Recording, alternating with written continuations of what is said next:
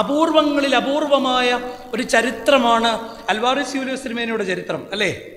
മലങ്കര സഭയിൽ ജനിക്കാതിരുന്നിട്ടും മറ്റൊരു വിശ്വാസത്തിൽ ജനിച്ചിട്ട് ഈ സഭയുടെ വിശ്വാസം ശോഭയുള്ളതാണെന്ന് കണ്ട് മരണപര്യന്തം ഈ സഭാവിശ്വാസത്തിൽ ജീവിതം വിശുദ്ധിയോടുകൂടി ജീവിച്ച് വാഴ്ത്തപ്പെട്ട പദവിയിലേക്ക് എത്തപ്പെട്ട ഒരു പരിശുദ്ധ പിതാവ്. ഈ അപൂർവങ്ങളിൽ അപൂർവമായ ചരിത്രം മലങ്കര സഭ ഘോഷിക്കുമ്പം ആ മധ്യസ്ഥയിൽ അഭയപ്പെട്ടുകൊണ്ട് നാനാദേശങ്ങളിൽ നിന്ന് ഈ ദേവാലയത്തിലേക്ക് ഇങ്ങനെ ആടുകൾ തടിച്ചുകൂടി വരുമ്പം എന്താണ് നമുക്കുണ്ടാകേണ്ടുന്നൊരു ജാഗ്രത?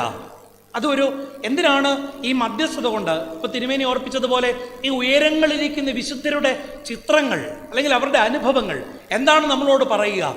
പലപ്പോഴും നമുക്ക് പറ്റാവുന്ന ഒരു അബദ്ധമുണ്ട്.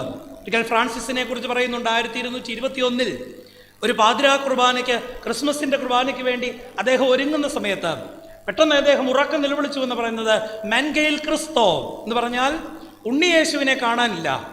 ഇന്ന് നമ്മുടെ വിശ്വാസങ്ങളിൽ ഒരുപാട് വിശുദ്ധരുണ്ട്. നമുക്ക് വിശുദ്ധരുടെ മധ്യസ്ഥതയൊക്കെ വളരെ ശക്തമായിട്ട് ആഘോഷിക്കുമ്പം മറന്നു പോകുന്ന വളരെ ശക്തമായൊരു കഥാപാത്രം ആരാന്ന് ചോദിച്ചാൽ അത് ക്രിസ്തുവാണ്.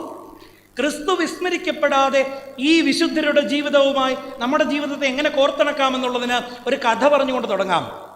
ഒരിക്കലൊരു മനുഷ്യൻ വന്യമായ വളരെ ഒരു വലിയ ഡീപ്പ് ഫോറസ്റ്റിൽ അകപ്പെട്ടു പോയി. എങ്ങനെയാണ് അകപ്പെട്ടതെന്നറിയില്ല, പക്ഷേ അദ്ദേഹത്തിന് ഒരു കാരണവശാൽ പുറത്ത് കടക്കാൻ കഴിയുന്നില്ല. അത്രയ്ക്ക് നിബിഡമായൊരു വനമാണ്. ആ ഘോരവനത്തിൽ ഇങ്ങനെ വളരെ വെപ്രാളപ്പെട്ട് ഈ മനുഷ്യൻ ഇങ്ങനെ വഴിയറിയാതെ, ദിക്കറിയാതെ, ദിശയറിയാതെ ഉഴലുമ്പം അദ്ദേഹം ഒരു നിമിഷം മൗനമായിട്ടൊന്ന് കണ്ണടച്ചിരുന്ന് ചിന്തിക്കാൻ തുടങ്ങി. അപ്പോഴാണ് അദ്ദേഹം ഓർത്തത്, ചെറുപ്പത്തിൽ അദ്ദേഹത്തിൻ്റെ വല്യമ്മച്ചി അദ്ദേഹത്തെ ഒരു പാഠം പഠിപ്പിച്ചു കൊടുത്തിട്ടുണ്ട്. കാടിന് പുറത്ത് കടക്കാൻ ഒരു വഴിയുണ്ട്, ഒരു പോംവഴി. എന്താണ് പോംവഴി? അത് മറ്റൊന്നുമല്ല, എവിടെയെങ്കിലും ഒരു നീരൊഴുക്ക് കണ്ടാൽ, ചെറിയൊരു അരുവി ഒഴുകുന്നത് കണ്ടാൽ നീ അരുവിയെ പിന്തുടരണം.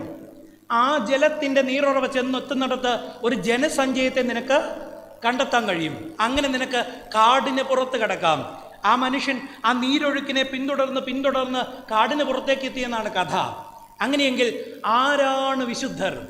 ആരാണ് ഈ ദേശത്തെ, ഈ ദേവാലയത്തിൽ അൽവാരിസ് മാർ യൂലിയോസ് തിരുമേനി എന്ന് ചോദിച്ചാൽ ഉത്തരം ഇതാണ്: ക്രിസ്തുവിലേക്ക്, ഈ ലോകവർദ്ധതകളുടെ ഇടയിലൂടെ നമ്മളെ കടത്തിക്കൊണ്ടുപോകുന്ന ജീവജലത്തിൻ്റെ അരുവിയുടെ പേരാണ് വാഴ്ത്തപ്പെട്ട യൂലിയോസ് തിരുമേനി.